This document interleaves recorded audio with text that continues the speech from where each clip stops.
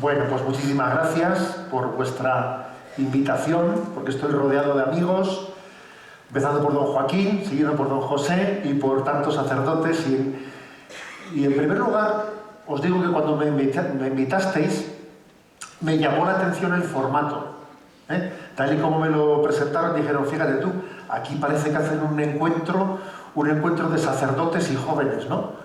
Un encuentro de sacerdotes y jóvenes en el que vamos a compartir nuestras experiencias y a evangelizar, pero también diciendo cada uno cómo somos y cuál es mi vocación, qué te pediría yo a ti, qué me pedirías tú a mí. O sea, me parece un estilo original de compartir nuestras vocaciones. Creo además que Dios nos ha puesto caminando unos junto a otros por algo. Nada es casual. No es casual que yo esté aquí. No es casual. Os voy a decir que ahora mismo vengo del encuentro de Servanda y me he encontrado allí pues, con el presidente de la fundación, y charlando con él, pues resulta, ¿sabe usted yo de dónde vengo? ¿Cuál es la historia mía? Y resulta que él había sido pues, un scout, que un compañero mío de curso, don José Pepe de Ronda, para los conocidos, que ahora es ermitaño en una ermita en Córdoba, pues resulta que él fue su acompañante espiritual. Fíjate, un ermitaño que está en Córdoba puso a ese chico en camino y ahora es el presidente de esta fundación Servanda, que ha sido capaz de convocar un congreso de educación que, o sea, es increíble hasta qué punto la vocación de uno ha podido ser suscitadora de otras vocaciones. Además, no se trata de que nos imitemos, porque fíjate, don José Pepe de Ronda es ermitaño en una ermita de Córdoba y tiene unas barbas así de ermitaño, A ver, nada que ver con que un presidente de una fundación haya hecho un colegio Juan Pablo II. Es decir, no nos ayudamos copiándonos unos a otros. No se trata de copiarnos, sino se trata de ayudarnos a mirar a Jesucristo, y mirándole a Él, cada uno va descubriendo su vocación personal. Para mí esto siempre fue una experiencia preciosa. Cuando yo estaba en la parroquia de Zumárraga, había por allí algunas familias cristianas potentes que de vez en cuando te invitaban a su hogar un sábado a la noche a cenar con ellos. Y la experiencia de un sacerdote que iba a cenar a una familia como esa era una experiencia reconstituyente de tu propia vocación. Porque salías de allí fortalecido, porque tú veías una familia como esa en la que los padres no tienen 1 metro cuadrado para sí mismos, ni 1 centímetro cuadrado, no tienen 1 minuto, allí no hay tregua, tienen que darse totalmente en una familia así numerosa. Madre mía, tú dices, oye, ¿y yo voy a poner horario en mi despacho? Esto no puede ser, ¿no? Si estos lo dan todo, pues yo volví a la parroquia con el deseo de ser mucho mejor sacerdote, ¿sabes? Y os cuento que en una ocasión di ejercicios espirituales en el seminario de Guadalajara, en México, que es un seminario impresionante. Vamos, ya quisiéramos en España tener un seminario con todos esos seminaristas. Una cosa increíble, ¿no? Creo que son 700 seminaristas. Y claro, con los 700 no pude hablar, como os podéis imaginar, pero recibía a los que podía, entre charla y charla, y recuerdo que yo iba diciendo, el secreto de este seminario es la familia. Pero ¿qué familias tienen estos chicos detrás? Muchos de ellos eran descendientes de los mártires, de la persecución de la cristiana, y eran unas familias impresionantes. Y recuerdo un chico que me dijo, mire, es que yo tengo un cierto remordimiento y tal. ¿Qué me quieres decir? Pensaba que es que no estaría seguro con su vocación de seminarista.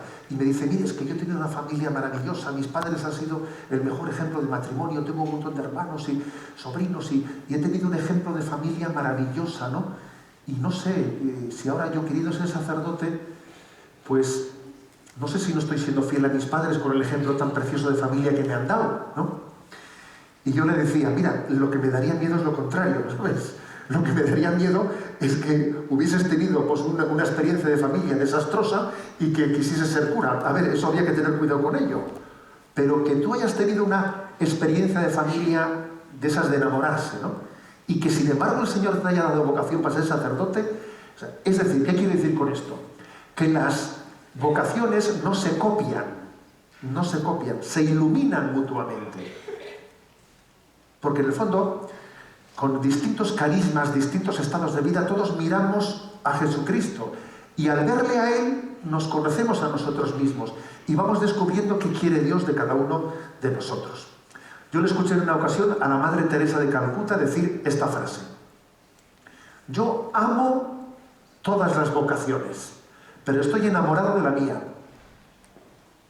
Y ya dijo algo, ya dijo algo. ¿Por qué? Porque creo que una buena señal de vivir y sentir en la Iglesia es apreciar todas las vocaciones. Desde luego yo creo que yo sería incapaz de estar como mi amigo Pepe de Ronda allí en una ermita en Córdoba. Sería incapaz. Aunque voy a reconocer que a veces tengo tentaciones, pero sé que son tentaciones porque en el fondo es escaparme. Es tentaciones de escaparme. Creo que es hermoso que uno valore a los monjes y valore a los matrimonios y valore a ese soltero que está cuidando a su padre en su casa y que nos valoremos todos. Yo amo todas las vocaciones, pero estoy enamorado de la mía. Creo que esa es una clave, lo cual no quiere decir que en mi vocación no haya cruz. No, cada uno... Estar enamorado de una vocación no es buscar la vocación en la que no tenga cruces. Eso no existe. Esto de la vocación no es como lo de la prueba del zapato de Cenicienta. A ver si busco un pie en el que calce sin que roce nada. No, perdón. Yo no creo en la media naranja, en la teoría de la media naranja, que cuadra perfectamente sin que haya ningún chirríe, ni tampoco creo en el zapato de la Cenicienta que encaja perfectamente sin que me haga algún callo. O sea, siempre tiene que haber algo de cruz en nuestra vocación. Pero creo que es hermoso pues, este formato que habéis elegido, de este feedback, de hablarnos unos a otros, cada uno desde su vocación a la otra. Y dicho esto, ¿qué le pide un obispo, un sacerdote, a los jóvenes? ¿De acuerdo? Me lanzo a la piscina, lo digo brevemente y luego tenemos un diálogo. A ver, en primer lugar, yo creo que un obispo, un sacerdote os pide a los jóvenes que os deis cuenta que el que os habla es absolutamente otro pecador como vosotros en camino de conversión. Eso es lo primero que os digo. ¿Sabéis que hace poco estuvimos con el Papa en la visita Límina y cuando fuimos a la provincia eclesiástica nuestra, a mí una cosa que me impresionó es que de repente el Papa, éramos 10 obispos, va y nos dice: pues yo me confieso cada 15 días, viene aquí un franciscano a confesarme. Y entonces nos mira a nosotros como diciendo: ¿y ustedes? A ver si es que esto funciona así, ¿sabes? Yo cuando era joven, pues pensaba, un cura, me veía súper inmaduro, ¿no? Y decía, pero un cura tiene que ser alguien súper maduro, con las ideas claras y tal. Y un día fui cura. Y dije, pues yo me veo igual. Dije, pero los obispos no. Los obispos eran gente madura, segura de sí misma, ¿qué tal? Y un día eres obispo y dices, pues yo me veo igual o peor, vamos. ¿Y al Papa le pasará lo mismo? Seguro que le pasa lo mismo. ¿Qué quiero decir con esto? Lo primero que os tenéis que yo os pido a vosotros es que cuando veáis un sacerdote, veáis un cristiano como tú, que está queriendo seguir a Jesucristo y se siente igual de pecador que tú. Y creo que uno de los favores más grandes que el Papa Francisco ha hecho en la manera de presentarse ante el mundo es decir, yo soy un pecador en el que el Señor ha puesto sus ojos. ¿O qué te pensabas? ¿Que era Superman o qué? Pues no. Esto funciona así. Para mí el milagro de la Iglesia es que está compuesta por personas pecadoras y la suma de los pecadores da mucho más. La suma de los miembros de la Iglesia no responde a las matemáticas, ¿sabes? La suma de los pecadores da algo santo. Eso es un milagro. Que la suma de pecadores dé algo santo, eso es un milagro y lo hace el Espíritu Santo. Por lo tanto, cuando veáis un sacerdote, ojo con los escándalos fáciles y superficiales, de decir, mira ese cura, pero bueno, pues si ese cura es como tú, ¿de qué te escandalizas? Lo sorprendente es que no se llamas pecador. En segundo lugar, la segunda cosa que os pido, que os pedimos a los jóvenes, es que nos miréis no solo con misericordia, como he dicho lo primero, segundo, que nos miréis con ojos de fe. Que no os fijéis, este es calvo, este es guay, este habla que se enrolla, este toca bien la guitarra, ¿sabes?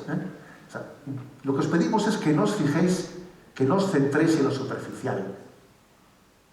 Este es aburrido, este es no sé qué, pero por Dios, es que sería así, este es un viejo, este es un joven, este es abierto, este es un poco tímido.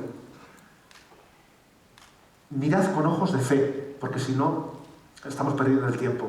Sería como ir, ¿no? Como aquel que va y compra un plátano y pela el plátano y ante la sorpresa de todos tira el contenido y se queda con la cáscara. Pero por Dios, ¿a dónde hemos ido? Que se comía lo de dentro, no lo de fuera. A ver, esto que os estoy diciendo es fundamental.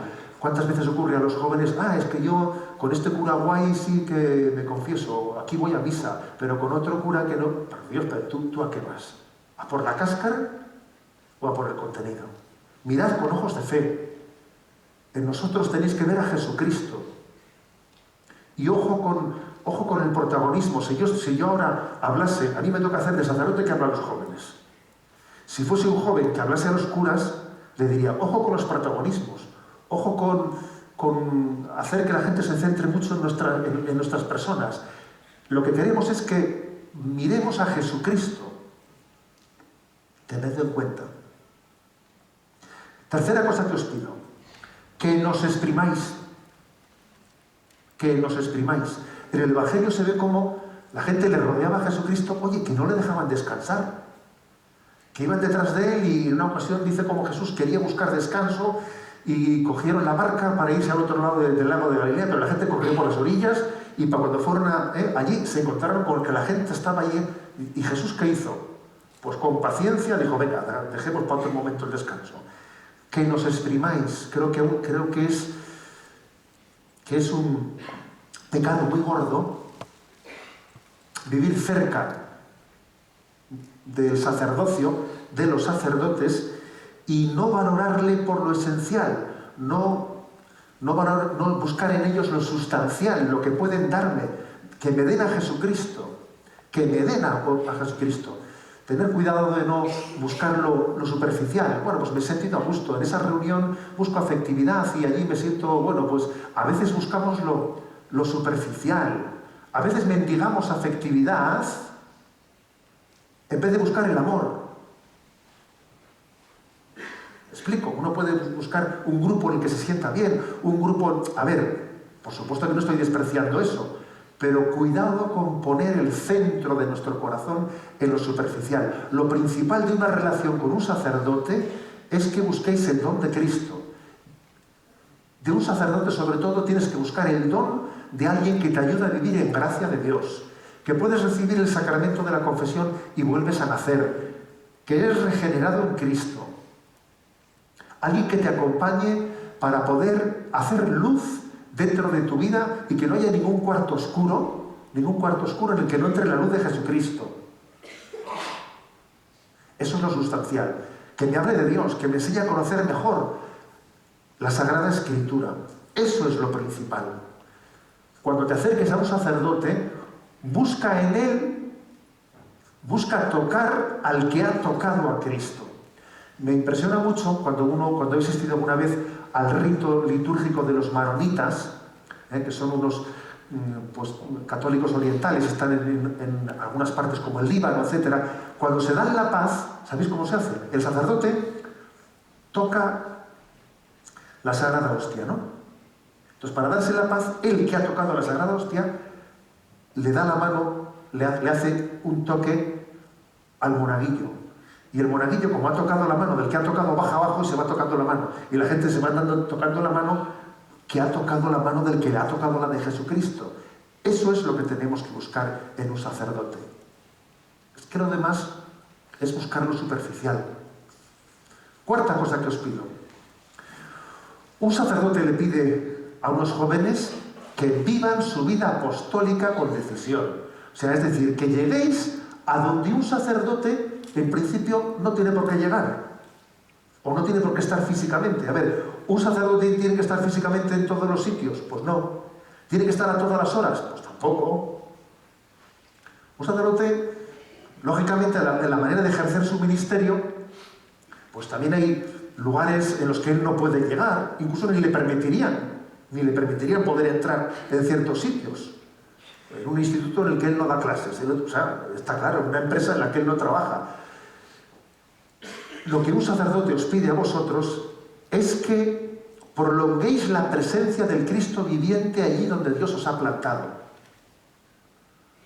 El ser laico, el ser seglar, precisamente tiene esta característica, que es la de hacer presente a Cristo en donde Dios me ha plantado, florecer donde Dios me ha plantado y llevar a Cristo a mi aula, a mi familia, a ambientes más complicados, menos complicados.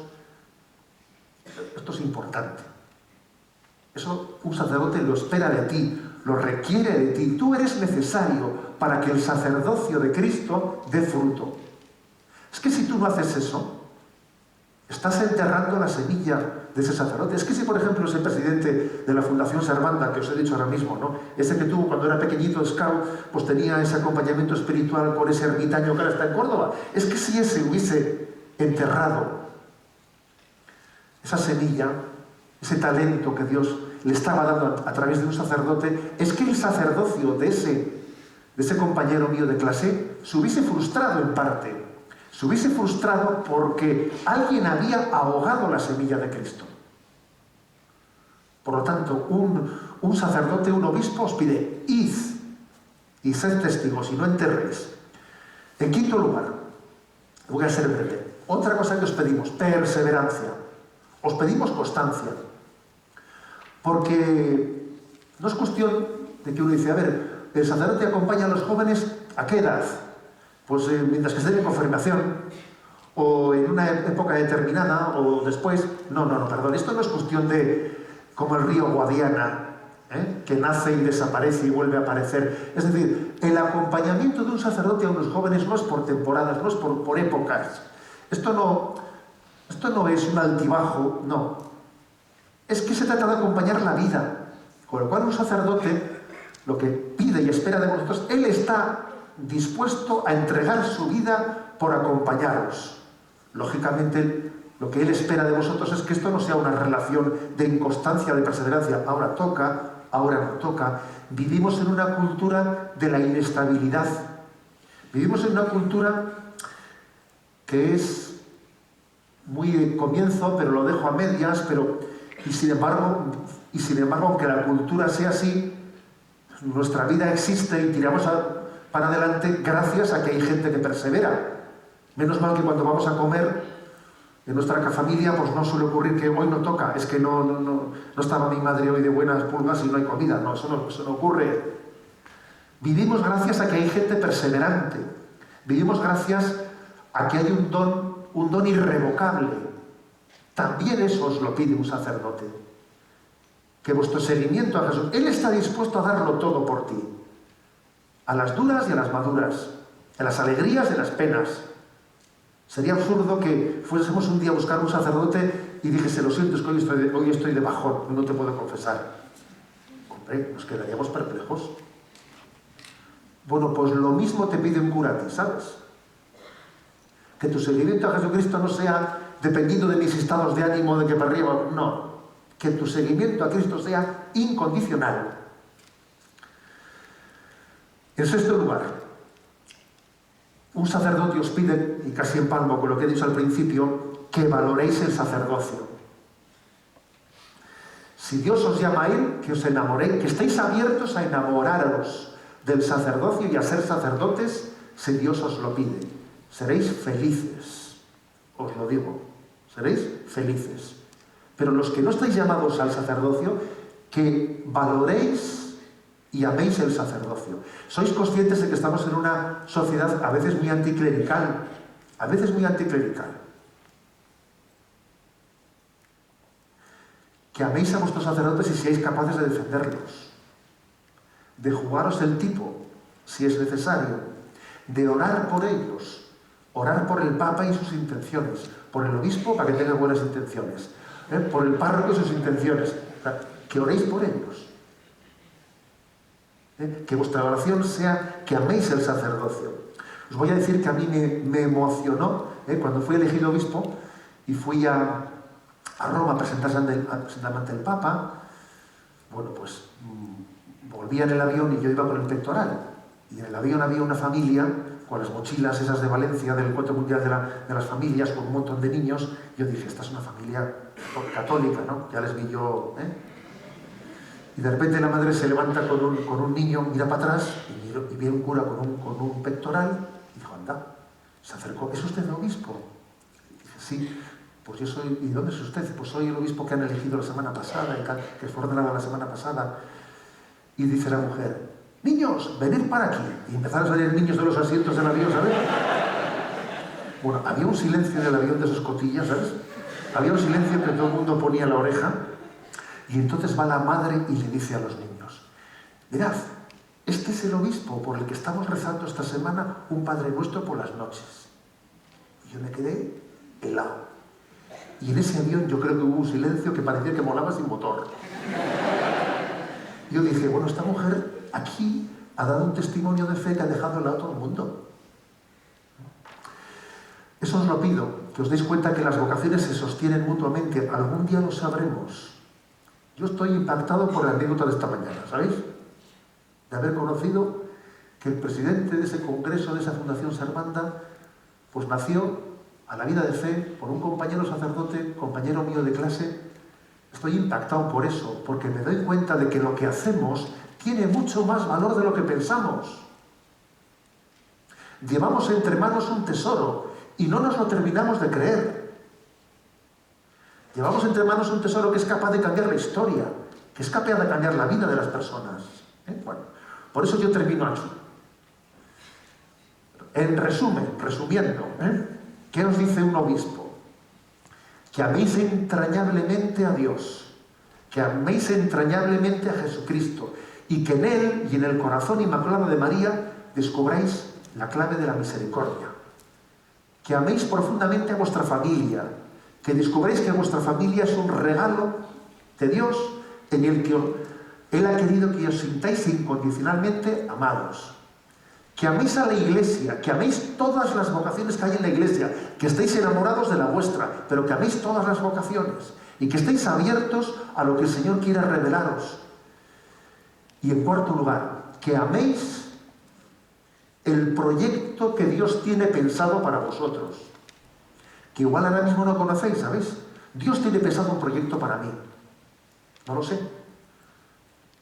Yo soy un descubridor, no soy un inventor, no, un inventor no. Un inventor inventa él lo que no existía. Un descubridor descubre lo que estaba en la mente de Dios. Que seamos descubridores para sacar a la luz el proyecto que Dios tiene de cada uno de nosotros. Y que amemos ese proyecto, que confiemos en ese proyecto. Señor, lo que tú quieras, cuando tú quieras, como tú quieras. Yo quiero dar a luz el proyecto que Dios ha pensado para mí. Eso es lo que os dice un obispo. Ahora vamos a ver qué decís vosotros a un obispo. Venga.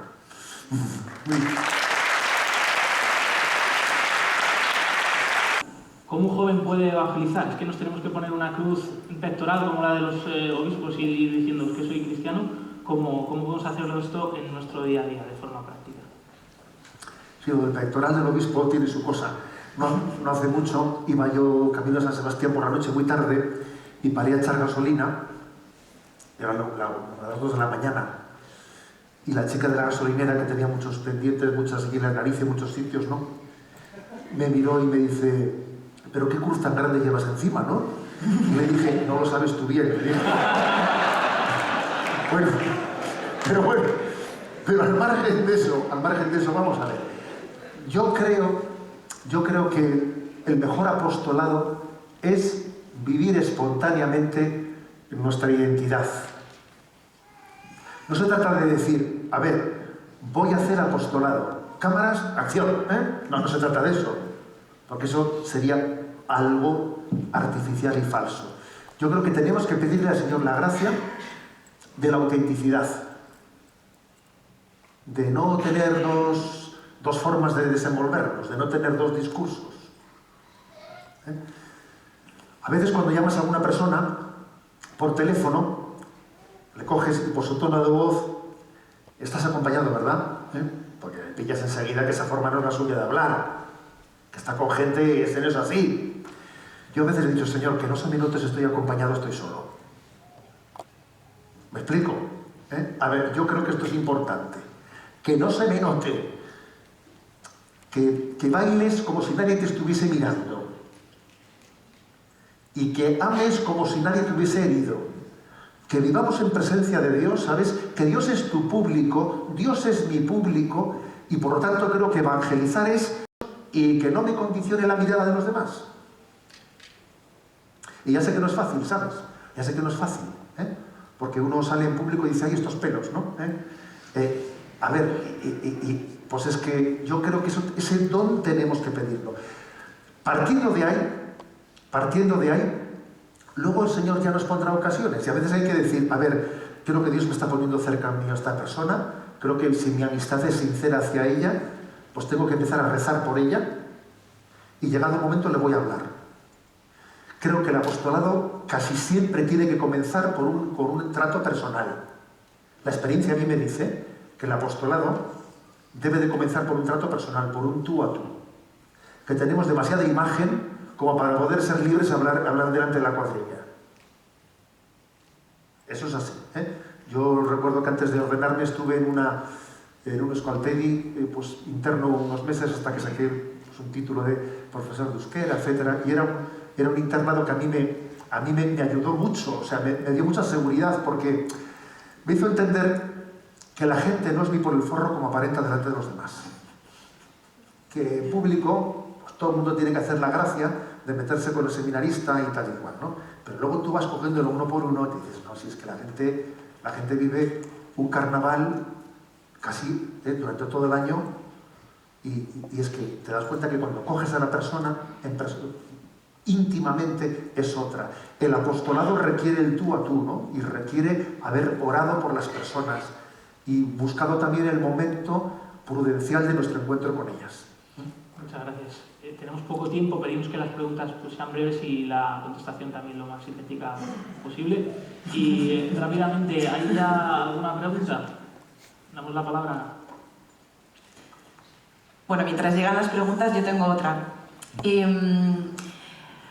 Habla mucho de los jóvenes y eso nos gusta mucho. Y quería preguntarle desde su perspectiva qué es una radiografía rápida del joven, pros y contras, fortalezas y debilidades, sintéticamente. Bueno, y luego pide respuestas breves, dice. Bueno, vamos a ver. En primer lugar, no nos caracterizamos por ser una cultura muy homogénea, eso para empezar.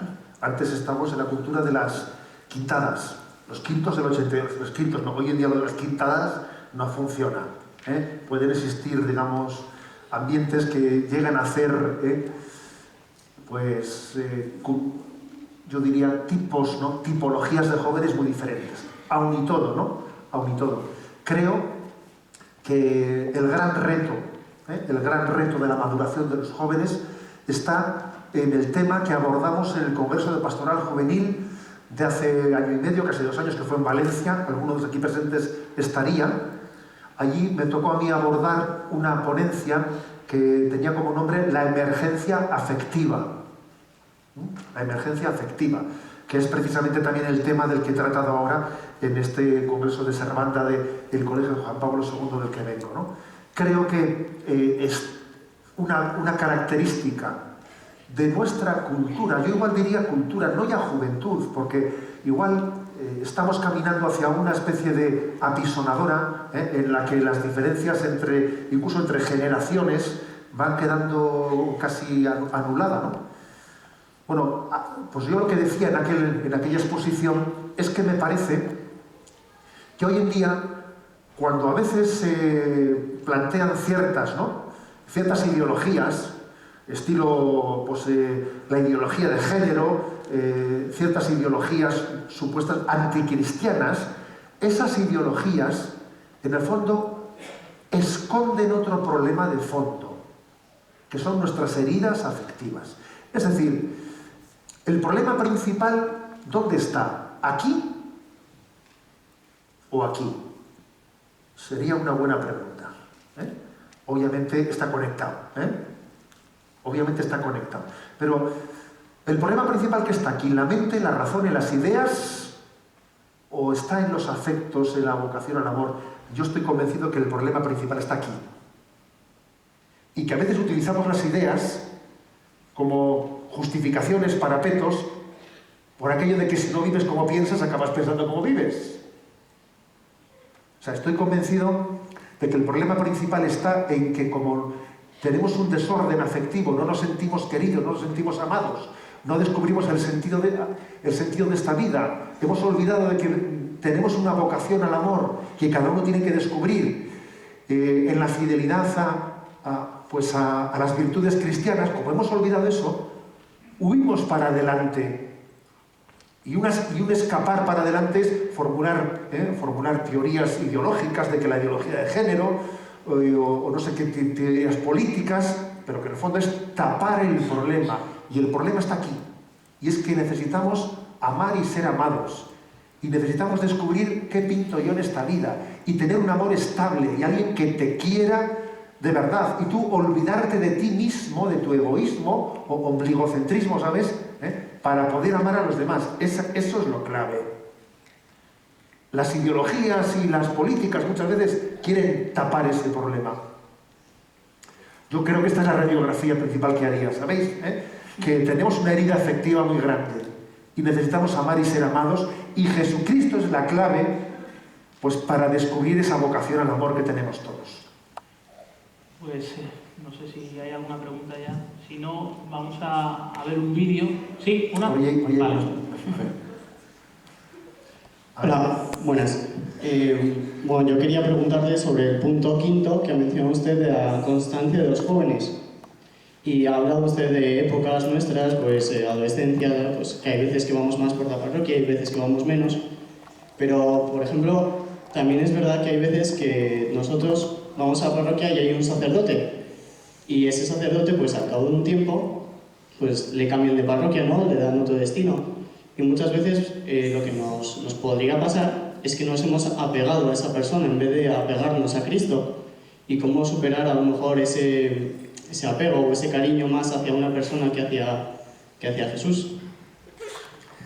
Pues bien, esa pregunta es muy práctica, ¿sabes? Es muy práctica. Si yo me dirigiese a los sacerdotes, en este caso, tapad todos los oídos, si me dirigiese a ellos, les diría, qué importante es que un sacerdote prepare bien su sucesión. Qué importante es que un sacerdote prepare a la parroquia para la persona que va a llegar, sea quien sea. Para que, digamos, el grado de personalismo en él sea lo mínimo. Qué importante. Podéis quitarnos los... Y ahora, ¿qué os digo a vosotros? Pues es que esto precisamente, el punto 5, ¿sabes?, conecta con el punto, creo que era el punto 3, que hablaba de que miréis con fe. Es que a veces nos apegamos a las personas porque no miramos con fe suficiente. Y nos quedamos con lo circunstancial, y no vamos a lo esencial. Es una tendencia continua en nosotros, continua, a quedarnos siempre en lo periférico y no terminar de ir a lo sustancial. Yo creo que esa metodología que tiene la Iglesia de cambiar de destino a los sacerdotes es necesaria para evitar apegos humanos, apegos afectivos, que uno se apega más a la persona en vez de acercarse a ella como sacramento de Cristo. Segundo, para enriquecer la predicación, porque cada uno de nosotros tendemos a repetirnos, hijos. A mí la gente que escucha Radio María todos los días dice, ya está en Munilla, ya... Pues que es así, que es que tendemos a repetirnos. Y conviene un poco enriquecer la predicación.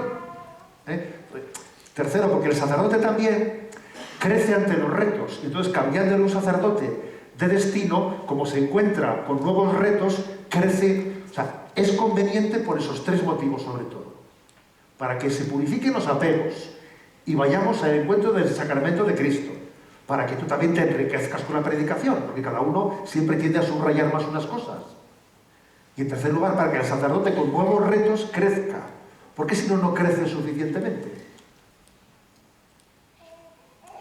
A ver, no sé si ve por ahí una mano más o... Sí, vamos a tener que dejar aquí la conferencia. Seguro que después, a lo mejor incluso en persona, se lo puedes preguntar. Vamos a pasar a ver un vídeo para terminar esta parte muy divertido.